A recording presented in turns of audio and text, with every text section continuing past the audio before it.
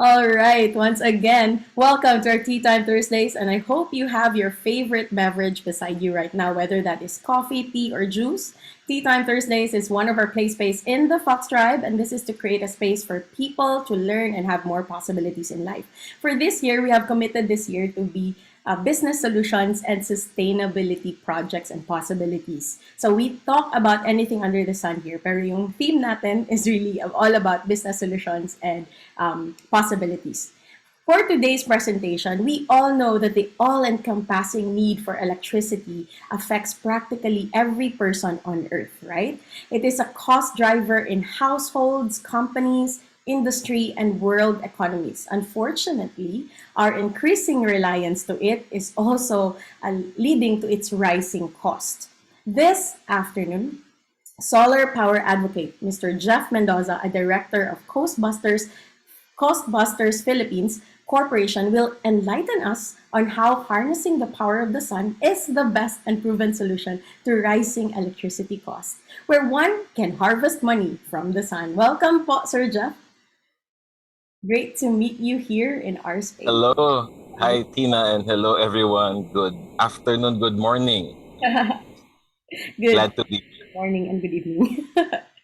and good evening as well. So later on, as I share my screen, uh, Tina, please help me if anyone is raising their hand because I may not be able to see them as they have reactions and all. Sure. So, should we start? Yes. Great. Okay, let me share my screen.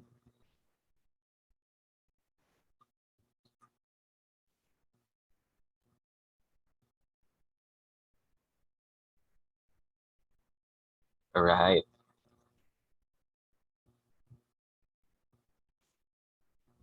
Okay, everyone, we will talk about solar power, but I won't dive right ahead with solar power concepts. But I'd like to share some concepts about electricity usage. Now, I won't bore you with all concepts electrical, but let me just focus on these three: watts, kilowatts, and kilowatt hours. Hopefully, our time together, you would have learned a little something more than before our session, not only about solar power, but at least some concepts about our consumption of electricity. So, what's the difference of watts, kilowatts, and kilowatt hours? So, let me start off. Watts and kilowatts is practically the same, it's just a different unit of measure, just like meter and kilometers. So 1 kilowatt is 1,000 watts, quite simply. And later on, I will discuss what is this kilowatt hours, and maybe for some of you who scrutinizes your electricity bill, you would have come across this term or this word or this unit, kilowatt hours. Now, let's look at some of the more familiar um, appliances in your house. Take, for example, this stand fan, electric fan. If you look at the a sticker in the body of the fan, you would see that it needs 70 watts to run. Now, if you simply convert that to kilowatts, 70 divided by 1,000, it needs zero point zero 0.07 kilowatts to be able to run, to power on. Now, there's two other factors in play.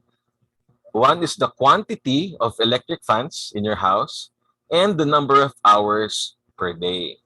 So, how do we compute this? So, you simply multiply the kilowatts by the number of appliances times the number of hours, and so you will get the kilowatt hours. So, this is in the span of 1 day. And if you would want to, if you average it and multiply by 30, then let's say that you're just using that electric fan alone, you would have consumed 57.6 kilowatt hours in that month. But of course, you all know it's not just the electric fan that's turned on.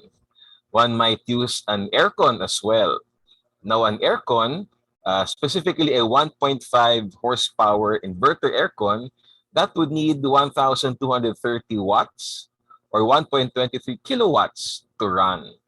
Now, same as the other slide, you need to find out how many air cons are in a particular house or establishment, and then the number of hours it is running per day. So if you multiply these, 1.23 kilowatts times two pieces times 8 hours, then you get 19.68 kilowatt hours for that particular day. And if that is regular or constant or average, if you multiply it by 30, then you get 590 kilowatt hours per month. Now, of course, in your house or office or factory, whatever, you have a variety of equipment, appliances with different wattage ratings. So, same as what we did earlier, you simply convert it to kilowatts, know the quantity, each light bulb, each ref, each aircon, and then the number of hours used times 30 days, then you get the kilowatt hours per month. Okay, so let's use an example of 850 kilowatt hours. Now, that researching Davao Light is actually very similar to. By the way, I am from Metro Manila, and we are getting our electricity from Meralco. And it so happens that Davao Light has a similar rate as Meralco. So basically, you are paying around 11 pesos per kilowatt hour. So if you simply multiply 850 times 11 pesos per kilowatt hour, then you get your bill. So in your case, Davao Light, in other areas in the country, whatever the provider is. So you'd now come up with your electricity bill. So pretty high, 9,350. Now, this 11 pesos per kilowatt hour is actually not the fault of Davao Light, for example, only. I say fault, but because there are other factors. So there's the generation charge, meaning the cost to produce that electricity. Then there's a cost to distribute it. There's a cost to transmit it from the power plant to the distributor, and then all these other taxes, subsidies, etc. So let's focus on this 850 kilowatt hours. Um, so the 850 is simply the average of the past 30 days, or rather the actual consumption. But for this case, let's just use a simple computation. So 850 divided by 30 is 28 kilowatt hours. So imagine a particular household for a particular 24-hour period consumed 28 kilowatt hours. So that's the ref, the aircon, TV, computer, lights, etc. Now, this timeline, you'll see 6 a.m. all the way to 6 a.m. the following day is 24 hours. Now, in that same period, you would have this side, which is daytime, from 6 a.m. to 6 p.m. And when the sun sets and dark, and it's dark outside, so that's nighttime in this portion, all the way up to the wee hours, very early morning, there's no sun. So if you can split that 24-hour usage would be daylight or daytime and nighttime. Now, this 28 kilowatt hours that you will use as an example, let's say if that is 100%, I'd like for you to think about your own electricity consumption. Is it the case that during the day you use 50% and then another 50% at night? Or are you the type who uses more electricity at night, not so much during the day? Or are you skewed towards the daytime, meaning the consumption is higher during the day and at night around 30%?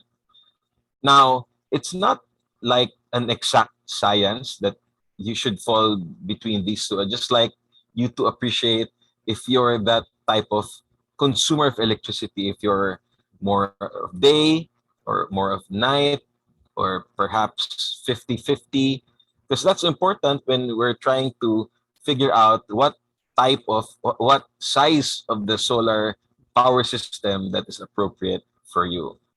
Let's try to put some figures. So if 28 kilowatt hours is what you consume for 24 hours. So if it's 50-50, that's 14 kilowatts, 14 kilowatts. If it's 40-60, 11, 16, etc.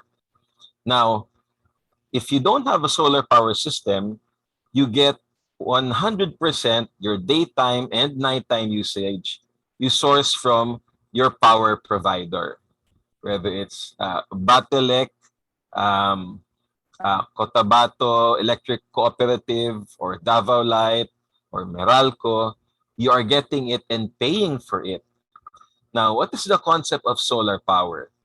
You are, because of the gift of the sun to us. You know, we sometimes complain, ay, napakainit, bakit ba why is our country situated so close to the equator? Why can't we be like this country or that country that has snow?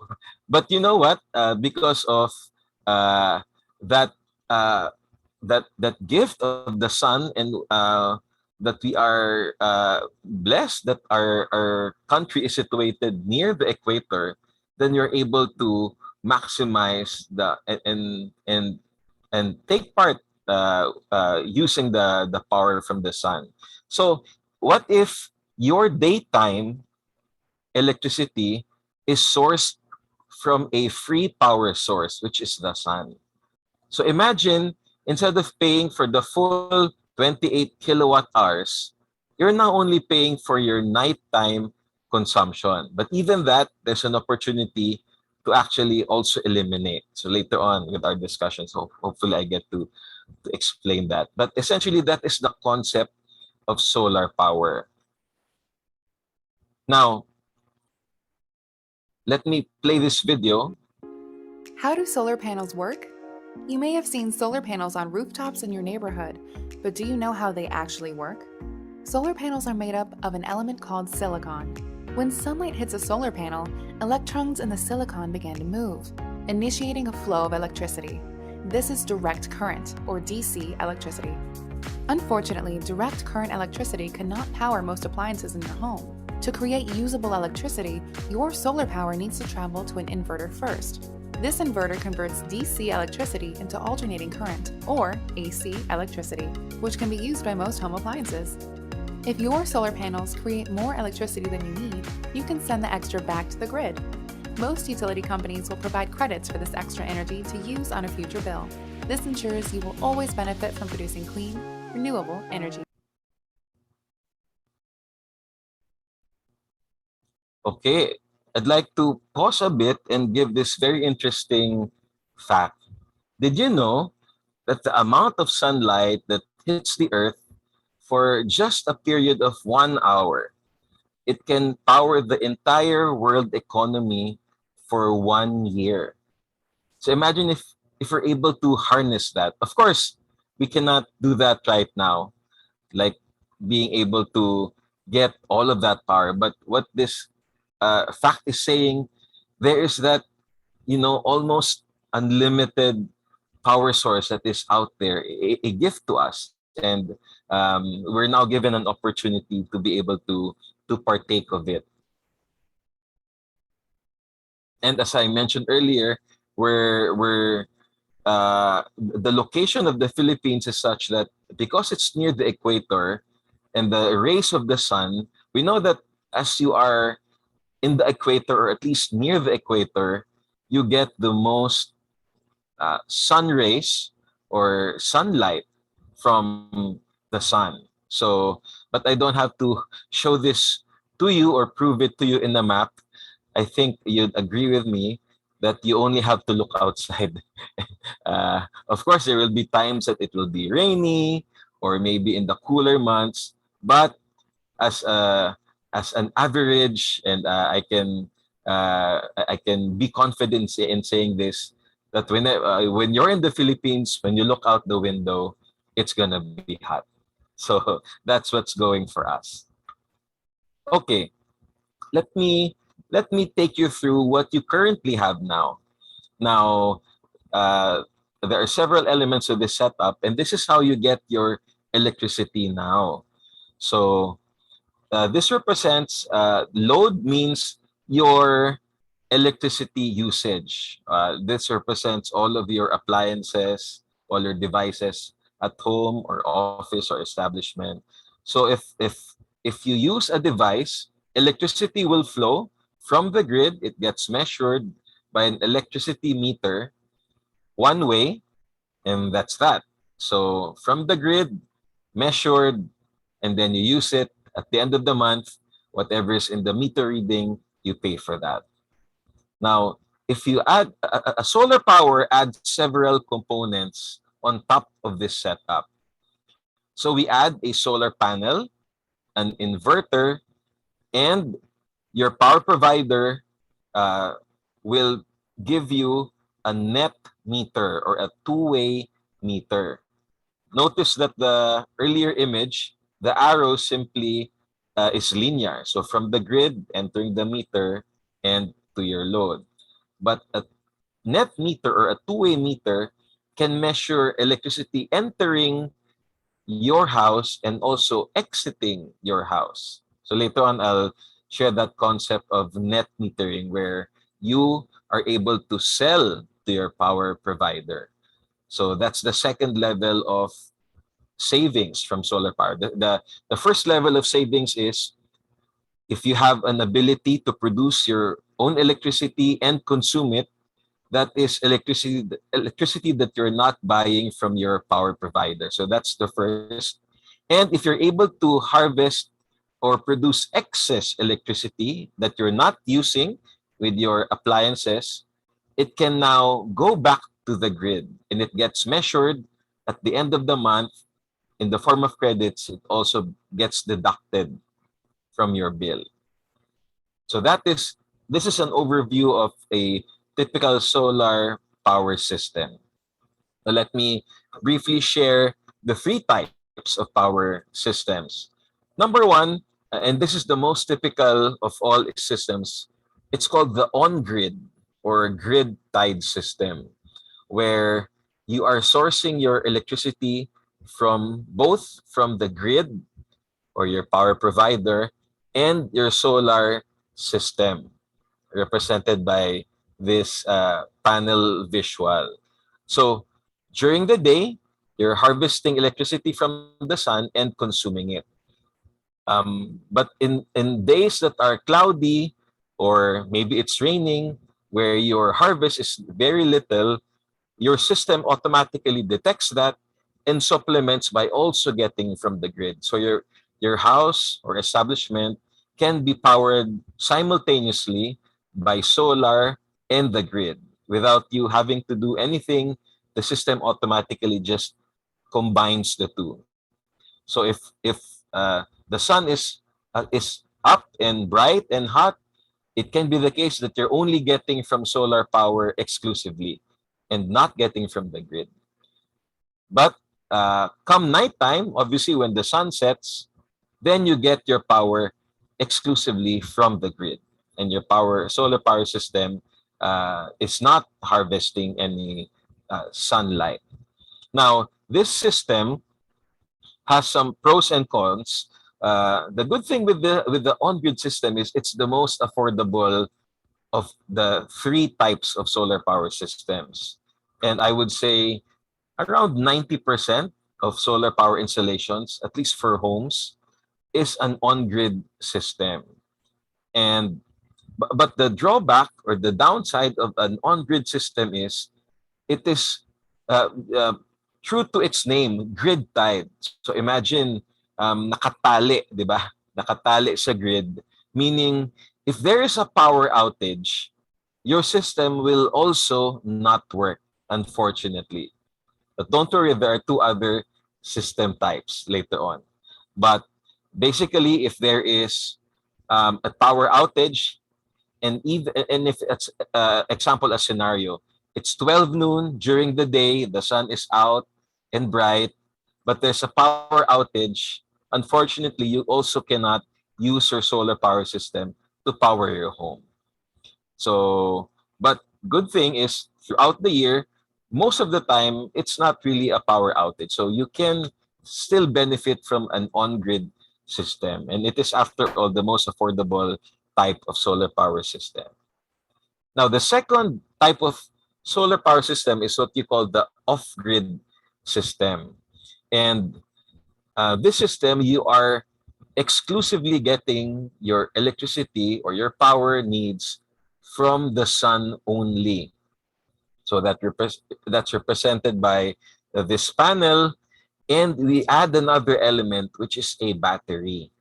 Notice there's no grid or power line, power pole here. Um, an off-grid system is perfect for those who are living in remote areas, like for example, a remote island or a far-flung location, a remote farm. But you'd be surprised there are people who are living in a city setting with power lines available, but they still choose to have an off-grid system in their house because they are now independent. Whatever happens out there, you have your own means to provide electricity for your house. Now, as with the prior slide, there are pros and cons. So the good thing about the off-grid system is that you are independent from the grid, and then you are, because of a battery. Oh, let me backtrack a bit. So the way the off-grid system works is during the day you are harvesting electricity from the sun and consuming it in your appliances at home. But at the same time, it's also charging your battery so that when the sun sets and it's already evening, because you cannot get power from the sun, you are now drawing power or getting your power from the battery that you have charged during the day. And then you consume the battery throughout the night at the wee hours of the morning. And then the next day, the cycle begins again.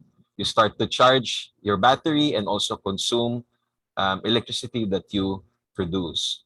Now, the off-grid system, unfortunately, is also the most expensive because you would have to really have a whole lot of solar panels and appropriate inverters and batteries that are substantial enough in capacity to power your nighttime needs.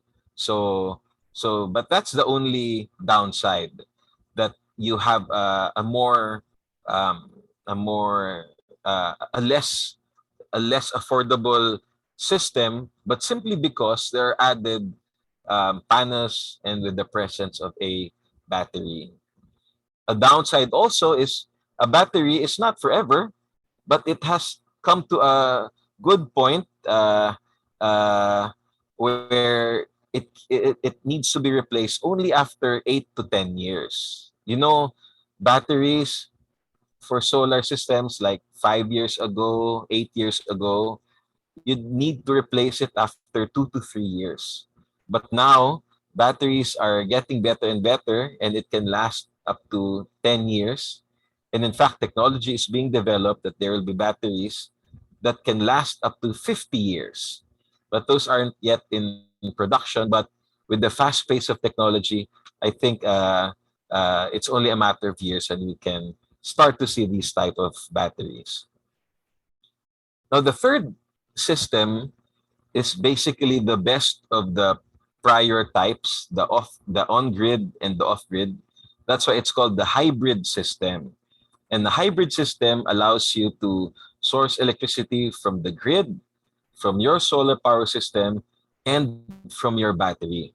Now, let's do another scenario. So during the day, you are harvesting again from the sun. You are consuming the electricity that you're harvesting, while at the same time, you are charging a battery. Now, come sundown or evening, instead of you getting power from the grid at once, you start to get electricity first from the battery that you have charged. And then so you discharge it, use it up, and up to a point where it is drained, only then will you start to get power from the grid. Again, all of this happens seamlessly. You don't need to flick a switch or press a button. Your system automatically does that for you. So what are the pros to this type of system? So because you have a battery that's not as large as the off-grid system, it could be a particular size only, you also have backup power anytime. Remember the grid tied or the first type of system where I said that if there's a power outage, you cannot use your solar power system. But for this case, because you have a battery, the moment that there is a power outage, you can draw power and you can use your appliances even if there is a brownout because you have a battery. And you also incur further savings because instead of getting electricity from the grid first thing at night or at sundown, you are getting electricity first from the battery that you charged from a free power source. Now, there are downsides to this. It's not the most affordable system, less priced than an off-grid system, which you will really have to oversize because you have to compensate for night usage. This one, you don't have to have too big of a battery. You don't need too much solar power, solar panels because you have a grid to rely on. But what are the benefits? You have backup power. You can use your system even at a power outage situation. Now, let me do a deep dive on net metering as compared to your current or the conventional one-way measuring of electricity flowing inside your house only. Now, this is a typical setup where the power provider, uh, probably Davao Light, so provides electricity for you. It gets measured by the meter that is outside your house. Now, if you have a solar power system, you're introducing another power source. So imagine this green arrow as the ones that come from a solar power system. And now instead of a unidirectional or a conventional meter, you now have a net meter or a bidirectional, a two-way measuring meter where it is not only measuring electricity um, and coming from the grid, but there's an opportunity to sell to the grid. Let me take you through some scenarios.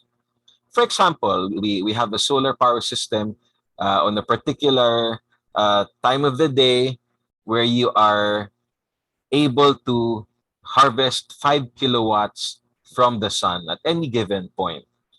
But you're only using, in that particular point in time, only 4 kilowatts. Maybe some appliances are on, it's not on full blast. So there's an excess of 1 kilowatt.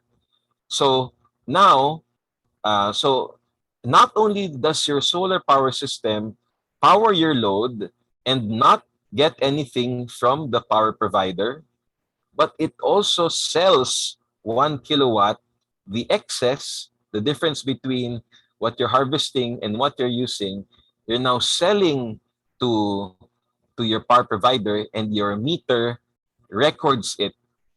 So it records what you are getting and what you are giving, what you are buying and what you are selling. Now, in the case of like a cloudy day where solar harvest is not so high, let's use an example, 3 kilowatts. But in that particular time, many appliances in your house are on, you're using a lot, you're using 5 kilowatts. So therefore, 3 kilowatts is not sufficient. Then your system detects that and it now gets from the grid as well. So you're essentially buying electricity from the grid. So it supplements. So your 5 kilowatt load is being powered both or at the same time from the sun and from the grid provider. So basically, those are the scenarios of how net metering affects your usage and all. So if you're harvesting five, you're using five. There's no deficit or excess. So everything is just equal, but you're not getting from your power provider. If solar harvest is less than what you are using, then the system detects that you need an additional 2 kilowatts. That's the only time that you draw from the grid, from your power provider. But in instances where solar harvest is higher than what you are consuming, there's an excess. Now you're able to sell to your power provider. And in some cases where you're out of the house, it's hot, it's 12 noon, what's turned on only probably just a refrigerator. So imagine if you have a solar power system, you're able to monetize that because you're harvesting a lot, but you're only consuming little. Therefore, you're able to sell a lot to the grid. And if you don't have a net meter, your solar power system can still work, although you're not able to benefit from selling to the grid. So those concepts of solar power, hopefully, I was able to just give some like overview or concepts. I don't want to show you some electric schematics and complicate you with jargon, but essentially that's the concept of solar power and how you're able to save by consuming electricity that you produce and by being able to sell to your power provider. And hopefully you learned that there are different types of solar power systems from on-grid, off-grid, and to hybrid. So maybe just to mention about our company, so we've installed a lot of systems already to residences, offices all around the country. So we've installed to homes and businesses, to water districts, and we've installed to around 3 McDonald's and 4 Jollibee restaurants already. Like for this example, a 43 kilowatt solar system, this saves the restaurant 40,000 pesos per month. So imagine without the solar power system, 40,000 pesos times 12, that's 480,000 pesos annually times the number of years that the solar power system can help. So that's the kind of savings that you can expect from solar power. So I'm at the tail end of my presentation. I'll be open to some questions, but essentially, a solar power system allows you to save and earn money. In the short term, you're able to save, but in the long term, because of the savings that you generate at some point, whatever investment that you have made in around 5 or 6 years, you would have recovered already your initial investment, and from year 6 up to year 25, you are getting your power at a huge discount. So therefore, you are now earning money because you have extra funds to use elsewhere because you're not paying the same amount as what you are paying before. And you are friendly towards the earth. You have a reduced carbon footprint because you're getting power from a clean energy source and not from what your grid provider sources it from, which unfortunately for our country, they get it by burning coal and oil and all those non-renewable energy sources. But if you're able to at least offset your day usage, you're being earth friendly. And lastly, it gives you peace of mind, especially if you have a battery with your system, because you're now exempted from power outages. This is more of I would say this is more of a want than a need, but this is particularly true. For example, those who are taking care of an elderly at home, that you absolutely cannot have a power outage, or if you have a newborn, for example, or if your work entails that you must have power all the time, then you have peace of mind that you have electricity all the time. If you want some more information, you can visit our website, solarcostbusters.info, and also you can reach me through Tina if you have any question or clarification. But I'd like to open the floor, so to speak, to any question or any clarification. Yeah. I So think, wow, yeah. that is Hey, so. marami palang nasa chat. Ngayon ko lang nakita ulit. Mga comments while you are presenting, and also there are questions as well. Beautiful presentation, and beautiful question. What are the tendencies if someone moved out and transferred to a different address? Like they have an existing, parang nagpa-install sila and then they decide to move out. Oh, ano naman, so ang all installations can be removed because these are screwed, ano? So these are not um, welded or cemented or glued. So these are transferable, but we suggest that a professional does it. So don't try to do it on your own. But basically, if you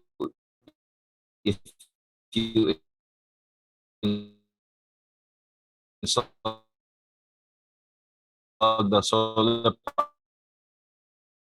power system, your provider to be the one to transfer that net meter. Awesome. And here's another question. Wait lang. How much does it cost to install off-grid and hybrid type? Okay, so that would really depend, but a rule of thumb for um, okay, i- the best way to go about it is that I talk to the person asking, because I would ask several questions about their electricity usage, because there's no one size fit all, or even cost and price, because I don't oversell. I just give recommendations based on your consumption. But just to give you an idea, for an on-grid system, those that do not have batteries, around 65 to 70,000 pesos per kilowatt in your system size.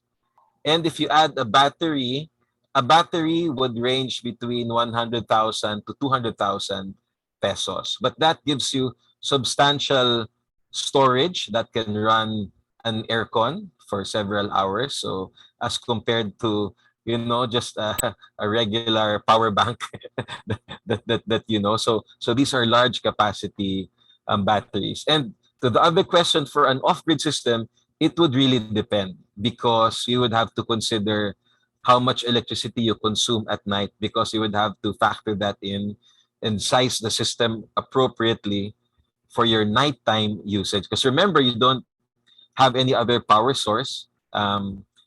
It's easy if it's daytime because you're simply harvesting and consuming it. But remember, you're also charging your battery as well. And if your battery size is not appropriate for your nighttime use, at some point it will empty out and you won't have electricity anymore. So there are just factors to that question. Hopefully, but I can be contacted anytime to have a more tailor fit discussion on that. Yes, and if you want a tailor fit discussion, just let me know and I'll set up a schedule with you with Sir Jeff para kayo talaga mag-usap because we have different yun nga, usage sa electric. Right, right. And here's another follow-up question by Fanny.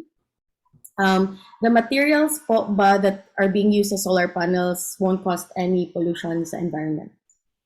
None. Well, as with anything, these panels eventually will have a run its course in its usable life. For example, a solar panel will last for 30 years. Now, there's a function or a factor of how you dispose it. There are there are processing um, companies or plants who, for example, who make um, um, bricks out of compact plastic. So it's a function of how these materials are properly stored or disposed. But the good thing with many solar power companies now is that they are more mindful, although I would admit that the components being used aren't themselves, for example, biodegradable. They're not made of pulp or paper, things like that. But it's I think the the benefit of using clean electricity because of that is somewhat overshadowing the potential um, um, wrongful discarding of that waste later on. So I think we're all part of that also, being responsible owners of that solar power system. But there are facilities that can recycle those. Like there are components there. There are metal components that you can uh, give to recyclers or scrap. So things like that. And in fact, many solar power companies, solar panel producers, they have this concept called solar for solar, meaning to produce the solar panels, they don't use power from the grid, but they use power from solar power systems. Isn't that great? Ano? That the power, the energy that was used to create solar panels came from renewable means also. So I'm starting to see companies that are like that. Hopefully, many follow suit.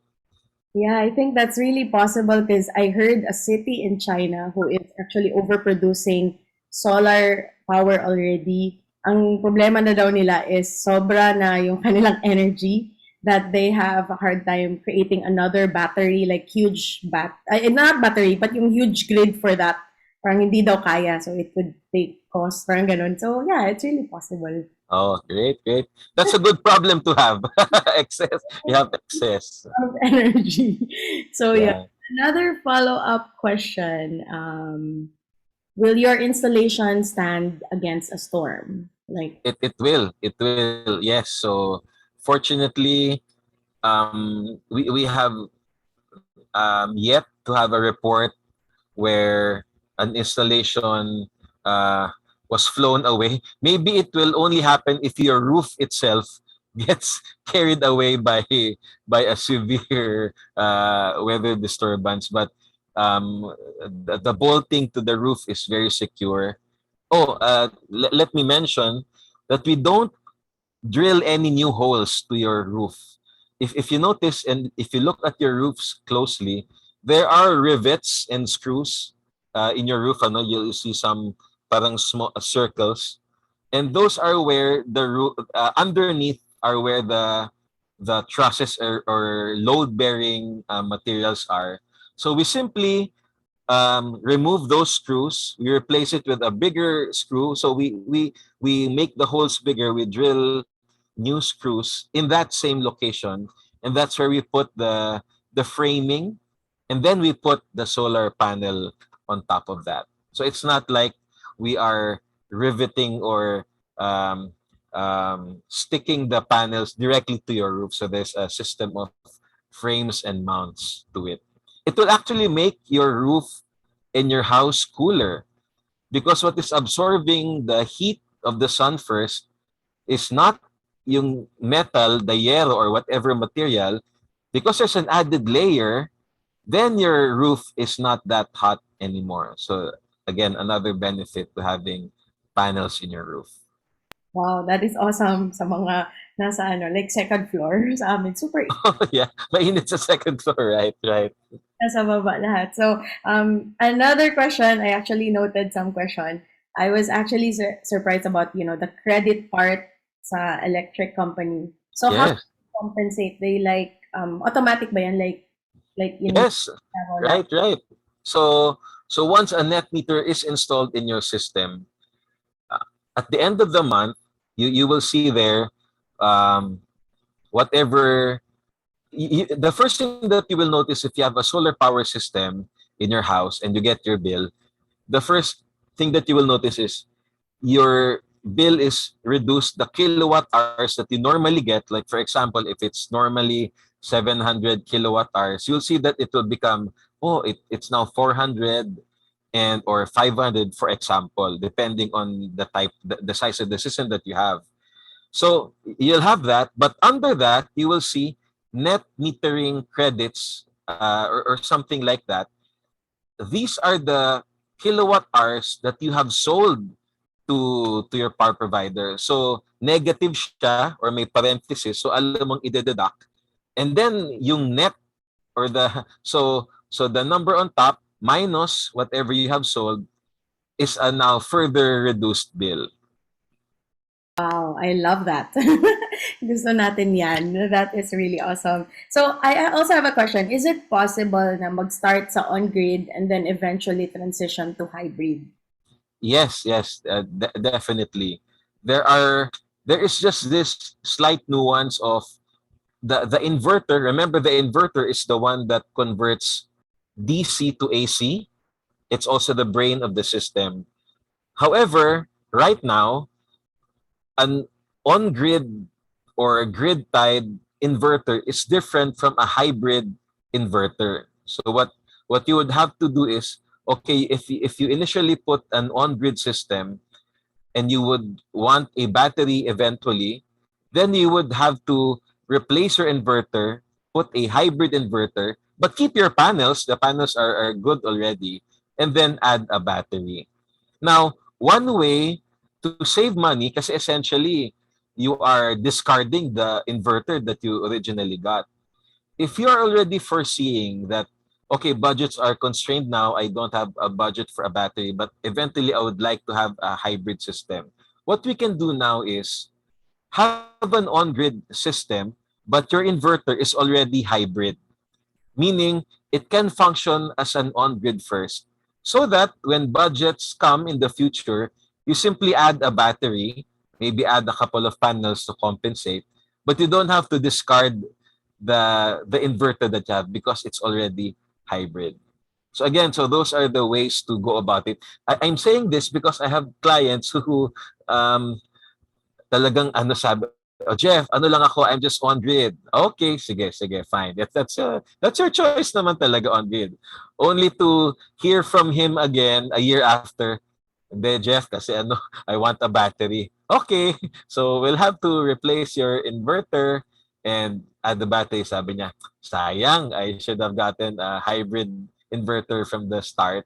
So, yun lang naman. So, but I definitely understand if budget is a concern because a hybrid inverter costs mga 50% more than an on-grid inverter. So, again, I can work with anyone. We can work with a budget. So, and it's possible to have a smaller system muna, and then you build on top of it by simply adding panels. If you have maxed out your inverter, add another inverter, things like that. Wow, all very good to know about the flexible thing. That's why Sir Jeff could Uh, not give us ano talaga yung how much, because it really depends on the system that you'd like to have. And that's why I really invited Sir Jeff, because I was like, hindi talaga siya like right away yung package. It's really customized to your yes, requirements, and correct. hindi agad-agad na sobrang i-invest in that huge. Yeah, I don't oversay, basta buy, put a lot. Kasi sayang naman. So there's a right size True, for true, all. true. That is really awesome, and that's the reason also why we invited you here, for more people to hear the possibilities of solar system na pwede pala. Ito pala yung possibilities. Kasi before, maybe we had initial knowledge about solar systems. Like before, ang alam ko hindi, yung before na solar systems, hindi siya, ay solar system. Ano ba yan? Solar panel, um, hindi siya parang converted to, ay parang sa electric company before I think that Right, right. Kasi hindi siya connected. Pero ngayon, it's now connected. So that's really wonderful to hear. So yes, with that, I'm Right. sure all our participants right now are, really wondering or not wondering, now thinking of, I wonder if I could add solar panels into my home. So now, ating function now is to pull this into our lives. And yeah, anytime you can contact Sir Jeff, and check out the website as well for more information. Yeah. Message me so that we can create a group chat for you and Sir Jeff. And Okay. so yeah, Sir Also, Jeff, let me type my number in the chat. yes, Sir Jeff is Website also. yes, yes. So yeah, you can screenshot that or copy paste. We will also send to you. Just message me. So send ko din ang contact details ni Sir Jeff. You can contact him directly. So no problem with that. So thank you everybody, honoring and acknowledging you for taking this hour with us and to learn more about the possibilities of harvesting money from the sun. And we honor and acknowledge Sir Jeff for spending time with us, his valuable time, and for sharing this beautiful information that could create more for the future. And yes, how does it get any better than this? Thank you, everybody. And I'll stop the recording now.